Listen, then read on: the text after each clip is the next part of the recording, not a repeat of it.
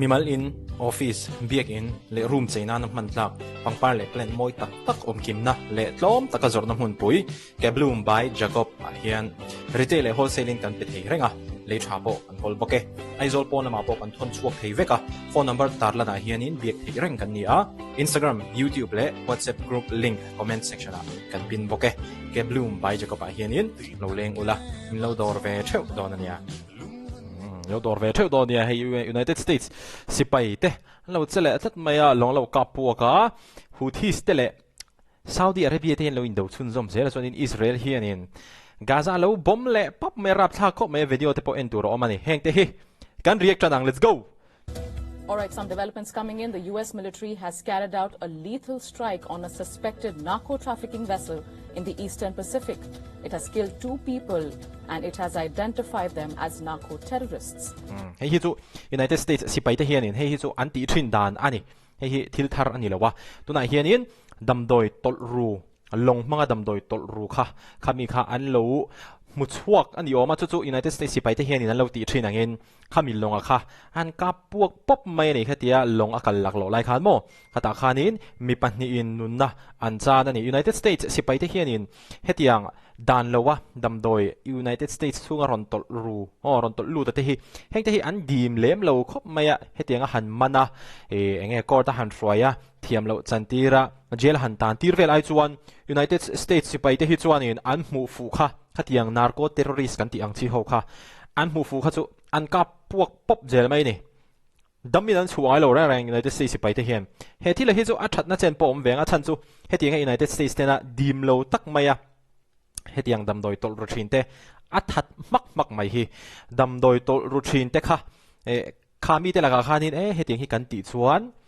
kan hlo tinga kan hlo tin lo vek chonin kan thidon mo kha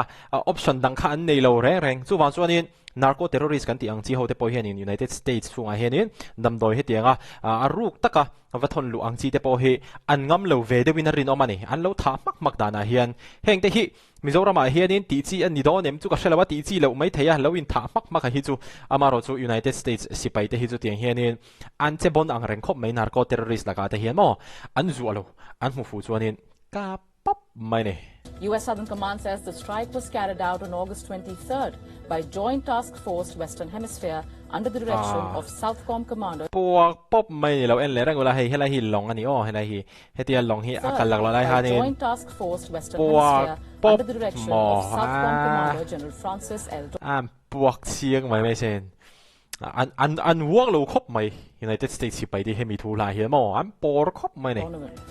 The U.S. military says that intelligence confirmed that the vessel was actively involved in narco trafficking along established drug smuggling routes. Hetiang hianin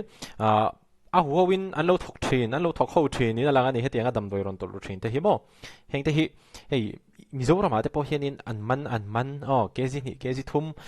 cheng chu ti zat man hu ani ti hi news a hin mu tur hi a om reng maya an mana heng tin nge jel an tang nge an chuak le wat nge jel tang po yen ti lem lawa tiang hin an ti lui nge ti te po kha hre ta cha ko mani hei hi tiang hi chu Mizoram chu na ti chi lo mai theya ma se kan soitum taka chu United States sipai te hi chu anin an la thu tak khop mai an mu fu to phot chu enge court ta roi po man po an dom la ka puak pop mai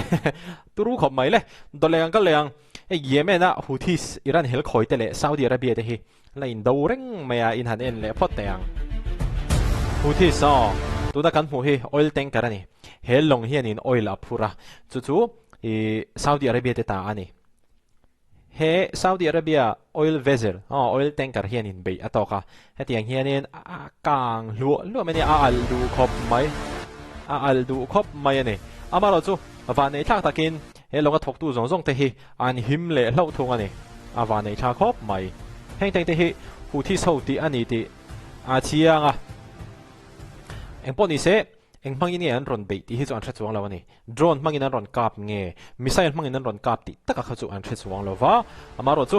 heti khopana sa a kang mei ti chuak thei tur chu drone satia emo kha chu ani kha chu rin om lo hring hrim mai ni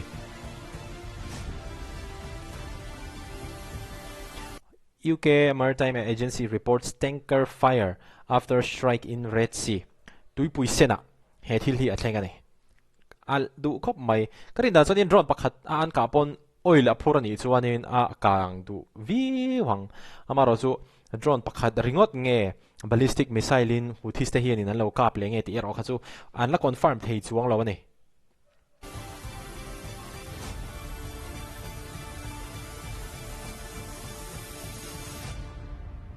tanker deck on fire after projectile no environmental damage reported. No environmental damage reported hi chu hei oil phurta oil hi tuipui sen a hanin a leak suak lo ani tura ni heting an report dana hi chuan mo chuanin hei thil pakhat makati deu chu Strait of Hormuz a te kha chuanin Iran lampang khanin longkal tang tum ho kha drone manga an be mo missile manga an be mo ni kha chuanin Sencom lampang khanin hei drone mangin an be ni missile mangin an ron ka pa ni teng kha an lo hre thei ve chat mai ani je chu Strait of Hormuz tak hi chuanin United States sipai lampang te hianin surveillance hi he yan thak na hi an thok rim an thok ngor khop nin alanga amar chu he lampang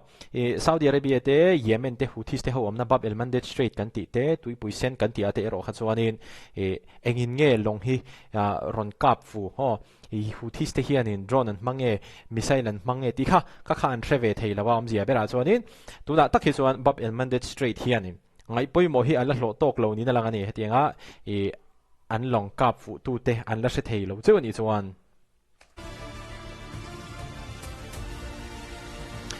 kha a news pani na ani ti chuanin tuna ador le kan kal leng halang Israel hianin Gaza beila that mai ani Trump pathianin Middle East hianin remna siam tum hianin ma an na sa ang renga amaro chu Israel hi an lo chele thina hetiang zong hian a boi thak kan ti don nge atul kan ti don nge Israel chuanin atul ate tiang hianin ma la ni maya As Israel continues its offensive, 2 separate airstrikes on the Gaza Strip killed at least 2 people, including a 4-year-old boy. Hetianga Israel na be puan thlang na hianin mi panhi in nonna anchana nonna chanjinga pakhat zo khi chu Naupang kumlimi ani Well, recent Israeli attacks have wounded 7 others. he Israel na be puan thlang awang hianin midang pasarin liam an tuarbok ani yo wan tru vela hianin mi pani an den mama yo anga inam lo hetianga thil ron leng vel inamin ron fu po hianin ana thokhat ve viawa an chiang mai va hei chela Israel hianin Gaza hila be chun zom zela ni Israel chuanin Hamas te ka hianin warning a peya hi Hamas te hianin an ral thuam zong hi an surrender don emokalo tia United States in ma alak na khan khatiang kha ala thleng lo nge Trump te hianin ma an la thave view khan ka lo thria kan react chin to kha chuan amaro chu Israel lampang hianin Gaza a Hamas te hi hei an la be chun zom zela ni hei air strike ani Israel lampang hianin jet fighter mangin hetiang hianin Gaza a Hamas omna te kha an be don ni na langa mase Hamas te ho po hian ten om ve mem na chu mi pui phe na hianin an biru thina ni tuna teng te po Hamas hi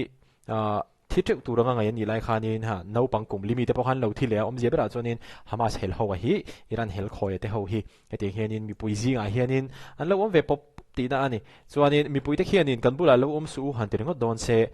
Palestinian ho tan po khianin Hamas ho khi chu an hlom ve tho mai theya a chan chu mi pui abi hin Palestinian te na Hamas kian lo support lo ni chuanin Hamas te po khanin an that lawang ti kha soi thei big lo ni na langani tuna hian mo chuwang chuanin a boi tha khop mai Gaza Middle East ta ka hi chu aba han boi nei nuai chiang kwang tak An Israeli airstrike on a building caused an explosion and destruction in the town of Zawaide, which is located in central Gaza Strip. This attack comes soon after the Israeli forces warned the owners of the property to leave the area. Israel lampang chuanin ami building pakhat an va be kha anei tu te kha warning an pe ani inom na hun kha chuasan ngal ro tin warning an pe a ka tinga warning an pek nu deuh loka heteng hianin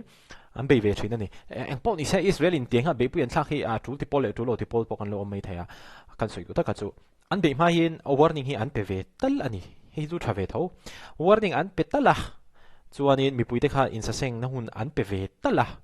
chu wang chuanin eng ma chena chuanin a hre thiam om ve tho mai ti ani amaro chu hetianga Israel na be pu ya lo thla khi a that lo na lai om ve a chu Trump patena helai hmuna remna le mon na a om theina na thei top an chu a hi Israel malak na hi chuanin tlem chuanin ati boi ve thin deuh chuanin alang ane kha tun tumbi ka ta na news hot zual ti mai la langsar zual kan han react thei te chu ani video le kanin mule theu do ne